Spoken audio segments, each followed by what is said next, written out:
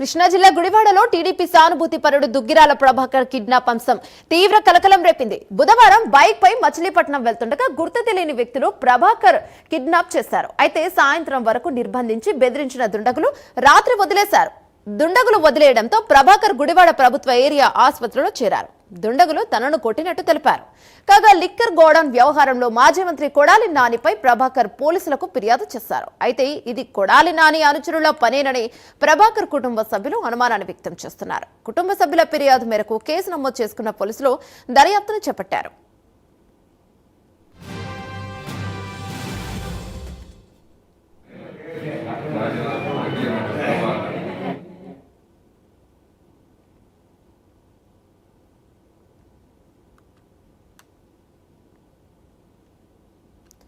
దీనిపై మరింత సమాచారం మా కరెస్పాండెంట్ రాజ్ కుమార్ అందిస్తారు. రైట్ రాజ్ కుమార్, ఏంటి దీనిపై అప్డేట్స్?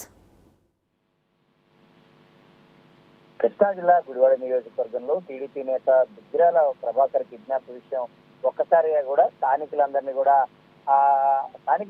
ప్రత్యేకంగా కలకలం రేపింది. ఏదైతే నిన్న టీడీపీ సానుభూతిపరుడిగా ఇప్పటికే దుగ్గిరాల ప్రభాకర్ ఉంటూ వస్తున్నారు. అయితే నిన్న బైక్ మచిలీపట్నం వెళ్తూ ఉండగా దారి మధ్యలో కిడ్నాప్ చేశారని ఆగంతకులు ఏదైతే దుగ్గిరాల ప్రభాకర్ నిన్న సాయంత్రం మళ్ళీ ఆయన విడుదల చేసినటువంటి తరువాత ప్రత్యేకించి పోలీసులకు ఇచ్చినటువంటి స్టేట్మెంట్ లో ఆయన పేర్కొనడం జరిగింది. ప్రత్యేకంగా ఆయన దగ్గర నుంచి స్టేట్మెంట్ పోలీసులు రికార్డ్ చేసుకున్నారు. ప్రత్యేకంగా అంటే అసలు ఎందుకు కిడ్నాప్ చేయాల్సిన అవసరం వచ్చింది, పాత గొడవలు ఖర్చులు ఏమైనా ఉన్నాయా అంటే ప్రత్యేకించి ఆటో నగర్ లో గతంలో ఇదే దుగ్గిరాల ప్రభాకర్ కు ప్రత్యేకించి ఒక లిక్కర్ గోడౌన్ ఉండేది. అయితే లీజ్ అగ్రిమెంట్ ఉన్నటువంటి సమయంలోనే వేరే వారికి బదలాయింపులు జరిగినటువంటి నేపథ్యంలో అక్కడ మాజీ మంత్రి కొడాలి నానికి అదేవిధంగా దుగ్గిరాల ప్రభాకర్ కు మధ్య వాగ్వాదం జరిగి అక్కడ గొడవ జరిగినటువంటి పరిస్థితి ఉంది. అయితే ఆ వ్యవహారంలో లిక్కర్ గోడౌన్కి సంబంధించినటువంటి వ్యవహారంలో మాజీ మంత్రి కొడాలి నానికి ఉన్నటువంటి విభేదాల నడుమనే ఇప్పుడు కూటమి ప్రభుత్వం వచ్చినటువంటి తర్వాత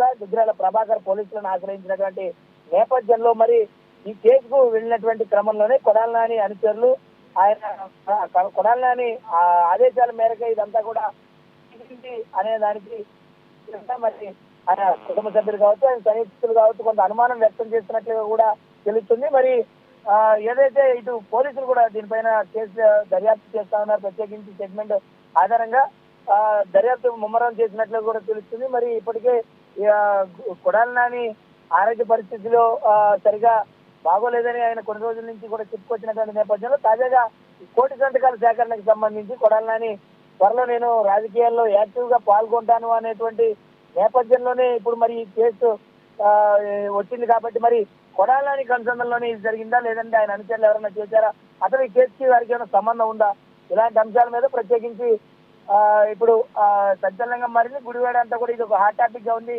ఎందుకంటే టీడీపీ సానుభూతి పరుడిని ఈ విధమైనటువంటి కిడ్నాప్ గురి చేశారని మరి స్థానికంగా ఉన్నటువంటి టీడీపీ నేతలు ఏ విధంగా రియాక్ట్ అవబోతున్నారు, మరి కొడాలి నాని దీని మీద ఏమైనా స్పందించే అవకాశం ఉందా, మరి ఆయన అనుచరులు లేదా ఆయన మీద ఆరోపణలు వస్తూ ఉన్నాయి కాబట్టి మరి ఏమైనా స్పందించే అవకాశం ఉందా లేదనేది కూడా వేచి చూడాల్సిన అవసరం ఉందని చెప్పుకోవచ్చు.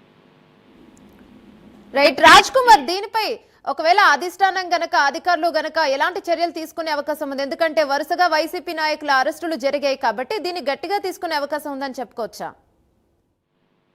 ఖచ్చితంగా, ఎందుకంటే గత వైసీపీ హయాంలోనే ఇది లిక్కర్ వ్యవహారం కాబట్టి దీంట్లో మాజీ బెవరేజెస్ కార్పొరేషన్ ఎండీగా వ్యవహరించిన వాసుదేవరెడ్డి ప్రమేయం కూడా ఈ దీంట్లో ఉంది. అప్పట్లో కొడాలి నాని వాసుదేవరెడ్డి ఇద్దరు కూడా కలిసే తనకు అగ్రిమెంట్ ఉన్నా కూడా వేరే వారికి తక్కువకి అగ్రిమెంట్ ఇప్పించేటువంటి ప్రయత్నం చేశారు. మరి ఇలాంటి క్రమంలో మరి ఇలాంటివి జరుగుతున్నాయి కాబట్టి ఇప్పటికైనా దీని మీద ఏదైనా చర్యలు తీసుకునే అవకాశం అయితే కనపడుతుంది. మరి ఏం జరగబోతుంది అనేది కూడా కొంత వేచి చూడాల్సిన అంశంగా ఉందని చెప్పుకోవచ్చు. Thank you Raj Kumar.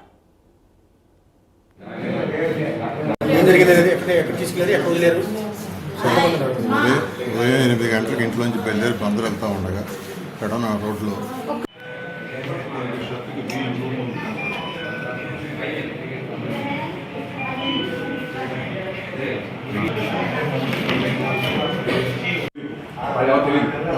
పేరు మాత్రం మాట్లాడుకున్నప్పుడు మధు మధు పేరు